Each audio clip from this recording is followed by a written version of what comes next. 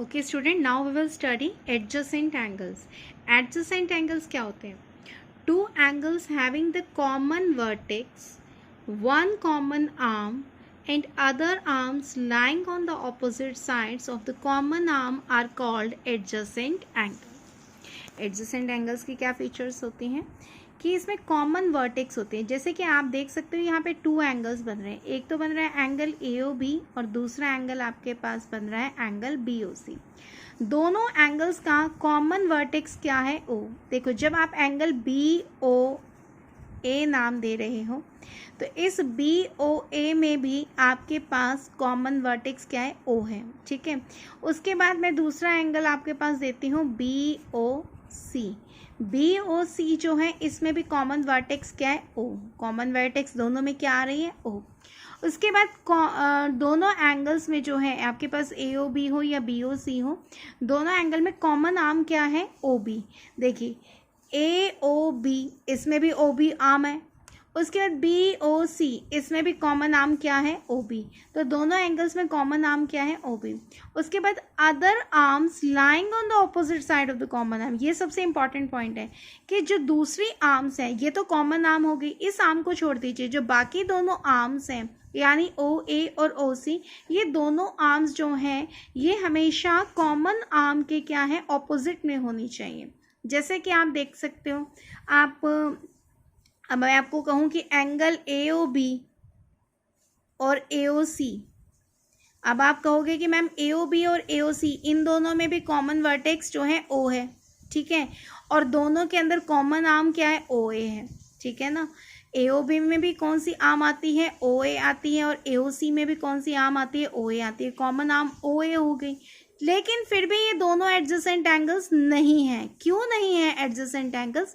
क्योंकि जो इनके कॉमन आर्म के अलावा जो आर्म्स आ रही हैं, देखो AOB में एक आर्म हो गई OB, AOC में दूसरी आर्म हो गई OC। क्या ये दोनों आर्म्स इस कॉमन आर्म के ऑपोजिट जा रही हैं? नहीं आ रही है ऑपोजिट। तो आप नहीं कह सकते कि एंगल्स जो है एडजेसेंट एंगल्स हैं। तो एडजेसेंट एंगल्स के लिए क्या फीचर्स होनी चाहिए? एक तो कॉमन वर्टेक्स, दूसरी कॉमन आर्म, और तीसरी जो है कि बाकी आर्म्स जो है वो कॉमन आर्म की क्या होनी चाहिए? ऑपोजिट साइड में लाई करनी चाहिए। उसे हम कहते हैं एडजेसेंट एंगल। इसी में बेस्ड आपका एक क्वेश्चन है, question number 7, two pairs of the identify आपको करने हैं two pairs of the adjacent angles.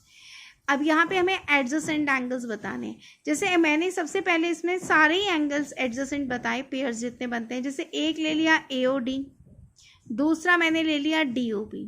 ठीक है, अब एक है एंगल AOD, दूसरा है DOB। इनमें कॉमन दोनों एंगल्स में क्या हो गई? Vertex O। दोनों एंगल्स में कॉमन आर्म क्या हो गई? OD। और जो बाकी दोनों हैं वो इसके क्या ऑपोजिट साइड में। देखो, एक आर्म जो है OA वो इस साइड है, और जो OB है वो इसकी इस साइड है। तो यानी ये दोनों क्या होंगे? Adjacent angle. इसी तरह मैंने फिर लिखा DOB और BOC। DOB जैसे एंगल 2 और BOC एंगल 3।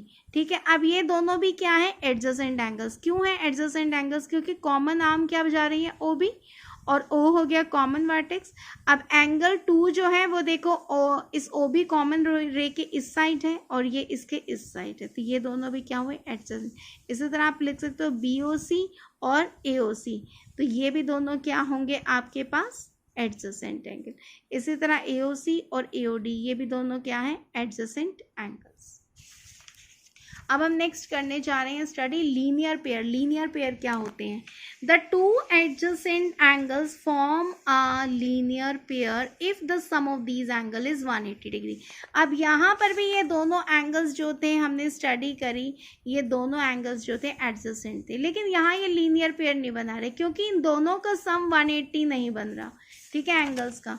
अब क्योंकि ये दोनों ही एंगल्स क्या हैं? एक्यूट है। ठीक है ना, लेस देन 90 डिग्री है ना दोनों एंगल। 90 क्या होता? अगर ये लाइन बिल्कुल स्ट्रेट ऐसे जाती तो ये 90 होता। अब यहाँ तीसरा एंगल ये बन गया। लेकिन अब यहाँ पर हमने बात करी स्ट्रेट। देखो, ये क्या है? POQ एक स्ट्रेट लाइन है। स्ट्रेट लाइन के ऊपर दो एंगल्स फॉर्म हो रहे हैं, एक 120 डिग्री, एक 60 डिग्री का। POR 120 का है, ROQ 60 डिग्री का है। अब देखो ये एक स्ट्रेट लाइन के ऊपर दो एडजेसेंट एंगल्स, क्योंकि इनमें कॉमन आर्म क्या हो गई OR, एक एंगल PO जो आर्म है और जो OQ है ये इसकी क्या होगी ऑपोजिट साइड पे। तो दोनों एडजेसेंट एंगल्स हैं और दोनों एडजेसेंट एंगल्स जो है फॉर्म क्या कर बना रहे हैं एक लीनियर पेयर के, क्योंकि दोनों एंगल्स का सम क्या है 180 डिग्री। अब एक लीनियर पेयर में क्या स्टडी करना है कि if one angle is right the other is also right. अब अगर एक एंगल 90 डिग्री का है तो लीनियर पेयर में क्या होता है कि सम 90 होना चाहिए, तो दूसरा एंगल भी तो 90 डिग्री का होगा, तभी सम इसका 180 होगा। If one angle is acute the other angle is obtuse. Suppose मैंने लिखा एक एंगल 90 है, सॉरी एक एंगल 40 डिग्री का है, ठीक है, तो ये हो गया हमारा एक्यूट एंगल। तो अदर एंगल जो होगा वो ऑब्ट्यूज होगा, क्योंकि 180 माइनस 40 इज इक्वल टू 140, तो ये क्या हो गया आपका ऑब्ट्यूज एंगल हो गया। If one angle is obtuse तो अदर एंगल इज एक्यूट, अगर एक ऑब्ट्यूज है तो दूसरा क्या होगा एक्यूट होगा। उसके बाद देखिए हम स्टडी करने जा रहे हैं क्वेश्चन नंबर 8। क्वेश्चन नंबर 8 में आपको x की वैल्यू फाइंड करनी है। यहाँ पे ये एक स्ट्रेट लाइन है जिसके ऊपर तीन एंगल्स बन रहे हैं, एक 40 डिग्री का, एक x डिग्री का, एक 22 डिग्री का। आप देखो एक स्ट्रेट लाइन के ऊपर तीन एंगल्स बन रहे हैं, तीनों ही एडजेसेंट एंगल्स हैं, तो यहाँ पे इनका सम कितना होगा 180, because they form a linear pair, LP मतलब लीनियर पेयर। 40 में 22 ऐड किया 62, ये 62 इधर आके माइनस हुआ, तो x की वैल्यू कितनी हो गई 118 डिग्री। इसी तरह हमारे पास एक और क्वेश्चन है। अब यहाँ पर देखिए यहाँ पे we have lot of angles, ठीक है, एक 100 का, एक 2x का, 2x 20 4x, आपको सारे।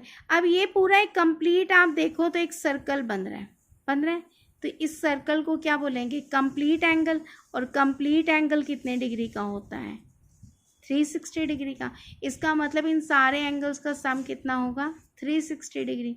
तो आपने सारे एंगल्स को लिखा, सबको प्लस किया, 100 plus 20 120, 2x plus 2x 4x plus 4x 8x, सबको ऐड करके आपके पास x की वैल्यू कितनी आ गई 30 डिग्री। तो आपको यहाँ पे मैंने बताया कि 360 क्यों लिखा है, क्योंकि इट्स अ कंप्लीट एंगल, ठीक है, सर्कल पूरा बन गया। लास्ट में आपको बताने जा रही हूँ वर्टिकली ऑपोजिट एंगल। अब वर्टिकली ऑपोजिट एंगल्स क्या होते हैं, if two lines intersect each other at a point the pair of angles formed without any common arm are called the vertically opposite angle. देखो जब दो लाइंस, एक line है COD, दूसरी लाइन है BOA, दोनों लाइंस अगर इंटरसेक्ट कर रही हैं किसी एक पॉइंट पे, पॉइंट कौन सा है O, the pair of angles formed without any common arm are called the vertically. अब इसमें कितने बन रहे हैं एंगल्स, देखो एक तो बन रहा है एंगल BOC फर्स्ट एंगल, दूसरा बन रहा है BOD। अब अगर इन दोनों को ध्यान से देखो तो ये दोनों एडजेसेंट एंगल्स हैं, ये एंगल थर्ड एंगल, ये एंगल फोर्थ एंगल। अब उन्होंने कहा लेकिन कॉमन आर्म नहीं होनी चाहिए, विदाउट एनी कॉमन आर्म, अब बिना कॉमन आर्म के। अब इन दोनों में तो कॉमन आर्म है, लेकिन अगर आप एंगल 1 और एंगल 3 को देखो, यानी AOD और BOC को अगर आप देखो तो AOD और BOC में कोई कॉमन आर्म नहीं है, ठीक है ना, BOC और AOD में कोई कॉमन आर्म नहीं है, तो एंगल 1 और एंगल 3 क्या होंगे वर्टिकली ऑपोजिट एंगल्स होंगे आपके पास, ठीक है।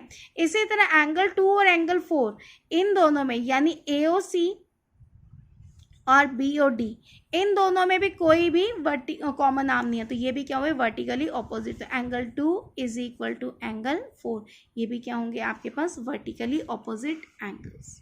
I hope this topic is clear to you and you are able to solve the exercise 9.1.